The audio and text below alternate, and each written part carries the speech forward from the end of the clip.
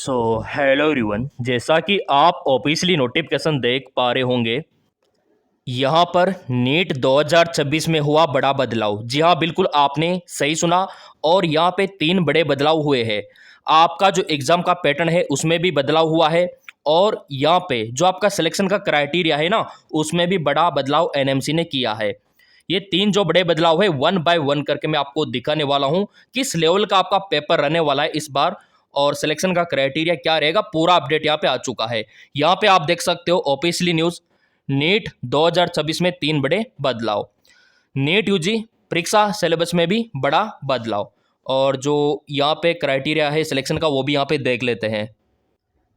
मेरे प्रिय विद्यार्थियों, यहाँ पे आप देख सकते हो एनएमसी आपका जो सिलेक्शन का क्राइटेरिया है ना, वो परसेंटाइल से परसेंटेज में शिफ्ट करना चाहता है। यहाँ पे पहले क्या होता था, आपका रिजल्ट परसेंटाइल में आपको शो होता था, है ना, और परसेंटेज तो दिखाता नहीं था आपका नीट का रिजल्ट।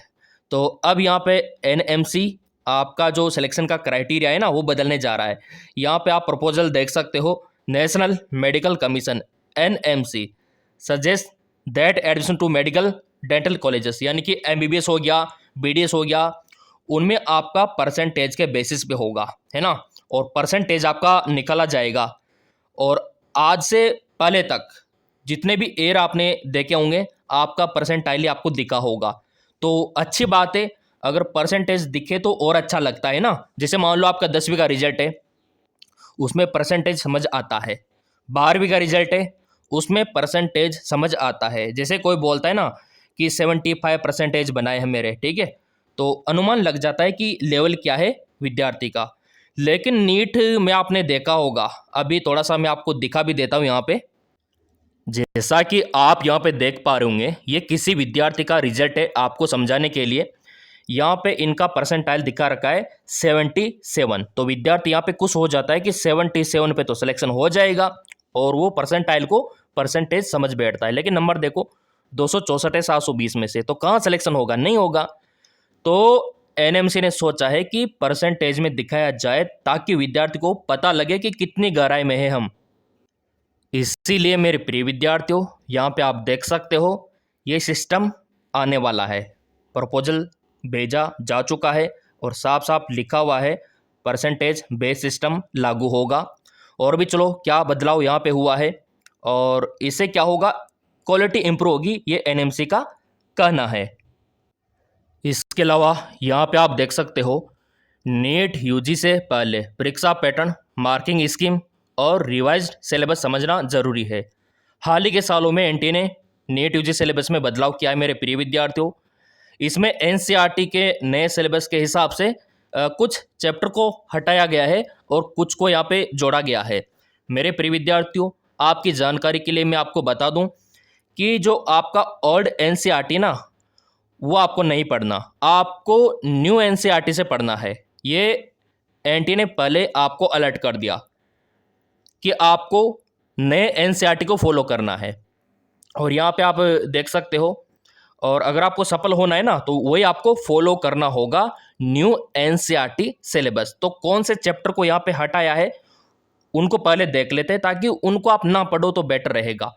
और कौन से टॉपिक को यहाँ पे जोड़ा गया है इस बार, वो भी यहाँ पे हमको देखना होगा। यहाँ पे आप देख सकते हो ये कुछ टॉपिक है जो हटाए गए हैं। समतल में गति के कुछ सदिश भागों और कार्य ऊर्जा और शक्ति के कुछ उदाहरणों पर कम जोर दिया गया है, मतलब फोकस कम किया गया है। और संचार प्रणाली को पूरी तरीके से हटा दिया गया है, यहाँ पे लिखा हुआ है क्लियरली। संचार प्रणाली जो आपका है टॉपिक है ना, तो उस पर थोड़ा कम फोकस आपको करना है। इसकी जगह पे नया टॉपिक ऐड किया है, वो भी मैं आपको दिखाऊंगा। तो ये तो बात हो गई फिजिक्स की। केमिस्ट्री में भी टॉपिक हटाया है, जोड़ा है। बायो में भी टॉपिक हटाया है, जोड़ा है, उनको भी दिखा देते हैं। यहाँ पे आप देख सकते हो ये आपका केमिस्ट्री, इसमें से क्या हटाया है, पदार्थ की अवस्था को हटाया है, ठीक है। और यहाँ पे हाइड्रोजन, एस ब्लॉक तत्व, पर्यावरण रसायन, ठोस अवस्था, सतह रासायनिक, धातु विज्ञान, पॉलीमर, रोजमर्रा की जिंदगी, रसायन विज्ञान, ये कुछ टॉपिक है जो हटाए गए हैं। इन पे थोड़ा कम फोकस करना है। इनकी जगह पे कौन से टॉपिक पे फोकस करना है अभी मैं आपको दिखाऊंगा। पहले बात कर लेते हैं जीव विज्ञान बायोलॉजी की, क्योंकि फिजिक्स का देखा हमने जो टॉपिक हटाया गया, और केमिस्ट्री का भी देखा जो टॉपिक हटाया गया। और यहाँ पे आप देख सकते हो, यह आपके लिए जीव विज्ञान के कुछ टॉपिक, पौधों में परिवहन, खनिज पोषण, पाचन, कुछ भाग हटा दिए गए हैं मेरे प्रिय विद्यार्थियों, इन पे कम फोकस करना है। और जीवों में जनन है ना, और खाद्य उत्पादन। लेकिन मैं यही कहूँगा रिप्रोडक्शन इंपॉर्टेंट है, मेल फीमेल का क्वेश्चन बन सकता है, भले ही यहाँ पे बोल दिया हो एनटीए ने, लेकिन बनाएगा क्वेश्चन रिप्रोडक्शन से, क्योंकि इसके बगैर तो मेडिकल फील्ड में जाना आप मान सकते हो अधूरा जैसा है। तो इसको तो पढ़ना होगा। देखो, जीवों में जनन मैं रिकमेंड करता हूँ आपको। अब इतने कुछ टॉपिक हटा दिए गए तो नया क्या जोड़ा वो भी देख लेते हैं। यहाँ पे आप देख सकते हो मेरे प्रिय विद्यार्थियों, ये कुछ टॉपिक है जो ऐड किए गए हैं। जैसे कि यहाँ पे आप देख सकते हो, मॉलिक्यूलर बेसिस ऑफ इनहेरिटेंस में राइस जीनोम आपको पढ़ना होगा। इवोल्यूशन में आपको सिंथेटिक थ्योरी ऑफ इवोल्यूशन आपको पढ़ना होगा।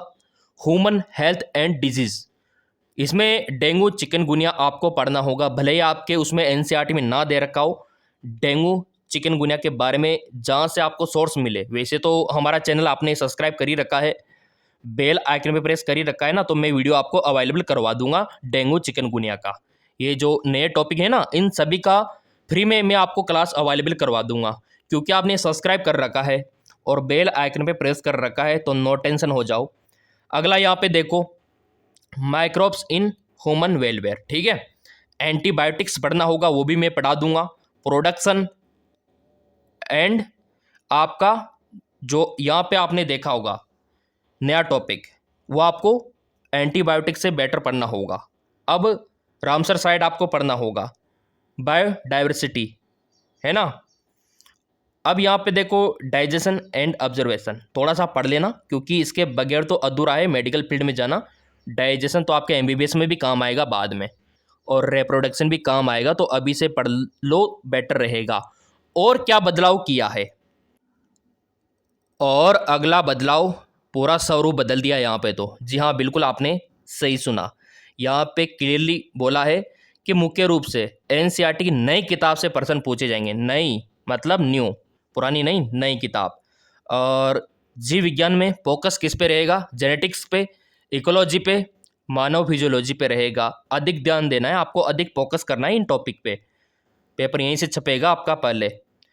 भौतिक विज्ञान आपका देखो, मैकेनिज्म और आपका इलेक्ट्रोडायनेमिक्स। अभी और भी क्वेश्चन मैं आपको बताऊंगा, लेकिन थोड़ा सा पहले जो तैयारी का बंदोबस्त आप लोगों के लिए किया है ना, उसको दिखा दूं। अभी तो और भी बदलाव है, उसको भी देखेंगे, लेकिन तैयारी कैसे करनी है ताकि ये सारा कवर हो जाए आप लोगों का। सबसे पहले गूगल प्ले स्टोर पे आपको सर्च करना है एमकेएस एकेडमी। वैसे इसका लिंक वीडियो के डिस्क्रिप्शन में आपको मिल जाएगा मेरे प्रिय विद्यार्थियों।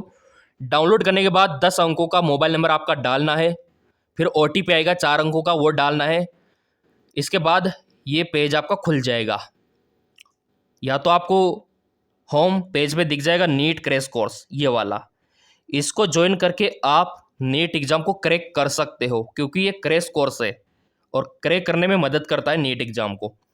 अगर आपको नहीं दिखता है तो नीचे आपको देखो बाय नाउ पे क्लिक करना होगा, पेमेंट करके सीधा आप ज्वाइन हो सकते हो, और कुछ नहीं करना। ये आपका खुल जाएगा पूरा कोर्स, पीडीएफ क्लास वगैरह सारा खुल जाएगा। नीचे 4 ऑप्शन आपको दिखाई देगा होम, स्टोर, चैट का। तो अगर आप स्टोर पे क्लिक करोगे तो बाकी के कोर्सेज भी आपको यहाँ पे दिखाई देंगे। और कुछ दिक्कत आती है तो यहाँ पे जो आपको व्हाट्सअप नंबर दिख रहा है ना, तो व्हाट्सअप आपको कर देना है ऑनलाइन कोचिंग के लिए। 7742358875 नोट कर सकते हो। व्हाट्सअप सिर्फ आपको करना है, व्हाट्सअप पे सारा इंस्ट्रक्शंस आपको मिल जाएगा तैयारी को लेके। सो ये तो हो गया तैयारी का बंदोबस्त। अब यहाँ पे ये टॉपिक आपको ज़्यादा फोकस में रखना है, और भौतिक विज्ञान में और रसायन विज्ञान में ये वाले, ऑर्गेनिक केमिस्ट्री के रिएक्शंस, इनऑर्गेनिक के फैक्ट्स। मैं तो कहता हूँ जितने भी फॉर्मूले हैं ना, उनको एक पेज पे लिख डालो। नीट एग्जाम करीब होगा तो उनको आप फटाफट से देख लोगे, है ना। तो ये आपके लिए इंपॉर्टेंट है। अब यहाँ पे देखो मेरे प्रिय विद्यार्थियों, नीट यूजी परीक्षा के दिन क्या करना है, उसमें क्या बदलाव किया है। एनटीए ड्रेस कोड के मामले में बहुत सख्ती यहाँ पे रखता है। नीट यूजी 2026 परीक्षा में शामिल होने वाले उम्मीदवार को हल्के कपड़े और हाँ बाहों का यानी कि आदि आस्तीन वाला शर्ट हो गया, टी शर्ट हो गया, वो आपको पहनना है। जीन्स आपके लिए अलाउ नहीं है, जिसमें ज़्यादा पॉकेट हो ना वो वाला सिंपल जीन्स आप पहन सकते हो। बिना हिल वाली चप्पल आपको पहन के जाना है, ये भी यहाँ पे आपको जानना बहुत ज़्यादा ज़रूरी है। और बड़े बटन मेटल वाली चीज़ें आपको नहीं पहननी। इसके लिए आप ड्रेस कोड का वीडियो देख सकते हो जो हमारे चैनल पे अवेलेबल है ना, प्लेलिस्ट पे, या फिर ऐसे जाके आप देखोगे ना जो हमारा चैनल है तो वहाँ पे ड्रेस कोड का वीडियो पूरा आपको देखने को मिल जाएगा, पूरा मैंने समझा रखा है। सो मेरे प्रिय विद्यार्थियों, ये कुछ बदलाव थे जो आपके लिए बेहद ज़्यादा ज़रूरी है। और NMC NTA time to time कुछ ना कुछ करता रहता है, नए रूल लागू करता रहता है, पुराने रूल हटाता रहता है। तो इसका अपडेट पाने के लिए सिंपली आप सब्सक्राइब कर सकते हो, बेल आइकन पे प्रेस कर सकते हो और यहाँ पे नया बैच ज्वाइन कर लेना क्योंकि एग्ज़ाम करीब है।